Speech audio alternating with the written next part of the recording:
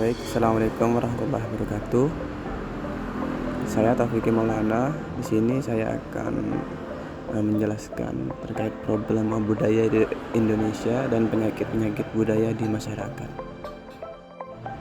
Ini saya kerjakan sebagai tugas ujian akhir semester mata kuliah Pendidikan Multikultural, dosen pengampu Ibu Nikmah Afifah. Baik, langsung saja kita masuk ke penjelasan. Yang pertama terkait problema budaya di Indonesia. Di sini ada beberapa poin. Hanya saja saya mempersingkat, hanya mengambil 2 poin saja. Yang pertama terkait globalisasi dan krisis identitas budaya, dan yang kedua kurangnya apresiasi terhadap budaya lokal. Sebenarnya banyak lagi poin-poin yang belum saya jelaskan di sini, seperti komersialisasi budaya, konflik budaya antar kelompok, minimnya pendidikan budaya, dan masih banyak yang lainnya. Untuk mempersingkat penjelasan materi kali ini, saya mengambil 2 poin saja. Baik, kita masuk ke slide. Poin pertama yaitu globalisasi dan krisis identitas, yang mana di sini pengertiannya budaya luar mudah masuk melalui media digital. Generasi muda lebih mengenal budaya asing daripada budaya lokal. Contohnya popularitas K-pop dibandingkan seni tradisional. Dapat saya jelaskan lebih lanjut bahwasanya globalisasi membawa arus budaya asing masuk dengan sangat cepat ke Indonesia. Seperti media sosial, film, musik, dan fashion dari negara lain menjadi konsumsi sehari-hari masyarakat, terutama generasi muda. Hal ini menyebabkan nilai-nilai dan budaya asli Indonesia mulai tergeser. Dampaknya apa? Dampak negatifnya yaitu kehilangan jati diri budaya.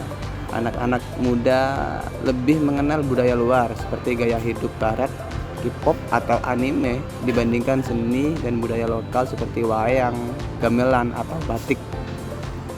Tidak hanya itu saja, ada yang lebih parah, yaitu pemudaran nilai-nilai luhur, yang mana nilai gotong royong, sopan santun, dan rasa hormat mulai tergeser oleh nilai individualisme dan kebebasan di luar batas begitu. Lalu apa yang harus dilakukan?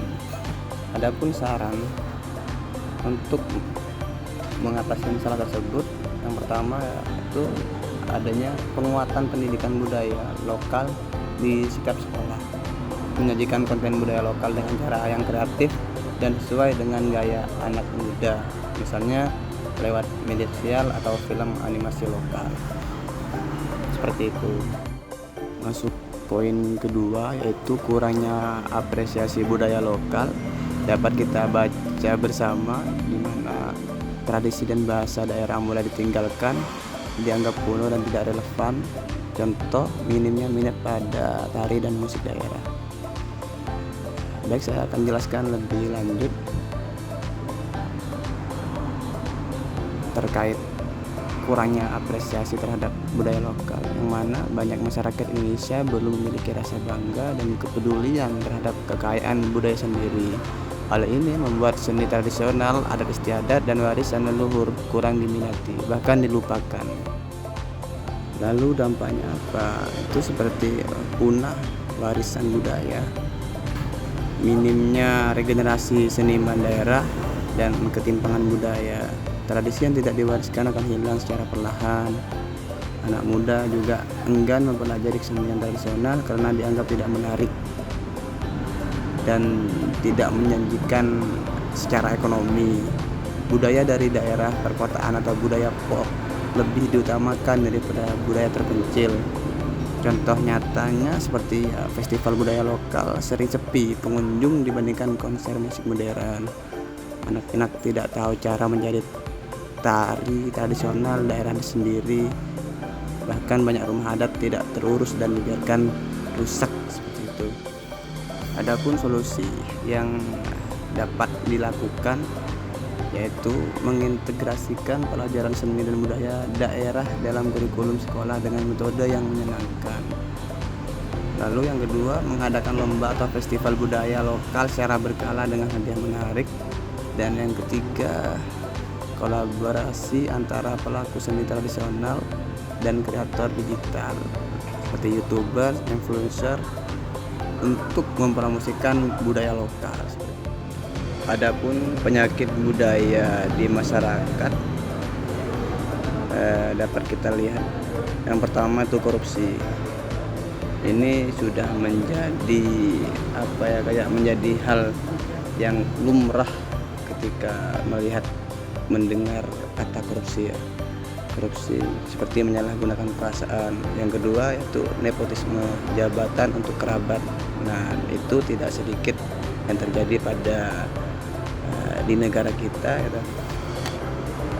Jam karet, budaya tidak disiplin, itu juga menjadi hal kebiasaan, tidak hanya bagi pekerja, juga bagi pelajar yang memang sudah seharusnya kita berikan peringatan keras untuk menjadikan lebih disiplin ya. Yang keempat, hoax, mudah percaya informasi palsu tanpa dapat memilih dan memilah suatu informasi. Yang kelima yaitu konsumtif, belanja tanpa kontrol seperti itu. Dengan berkembangnya media sosial seperti halnya mempermudah kita belanja melalui toko-toko online, itu juga terkadang tidak adanya pembatasan ya, tidak bisa membatasi diri terkait bagaimana apa yang dibutuhkan, apa yang seharusnya menjadi kebutuhan utama seperti itu jarang, terkadang tidak bisa kita pisahkan kebutuhan dan keinginan. Memasuki slide terakhir yaitu penutup, tapi sebelum saya sampaikan, saya akan simpulkan terlebih dahulu terkait apa yang sudah saya jelaskan dari awal, bahwasanya problema budaya di Indonesia itu mencerminkan tantangan besar dalam menjaga identitas dan nilai-nilai luhur bangsa di tengah arus globalisasi dan perubahan zaman.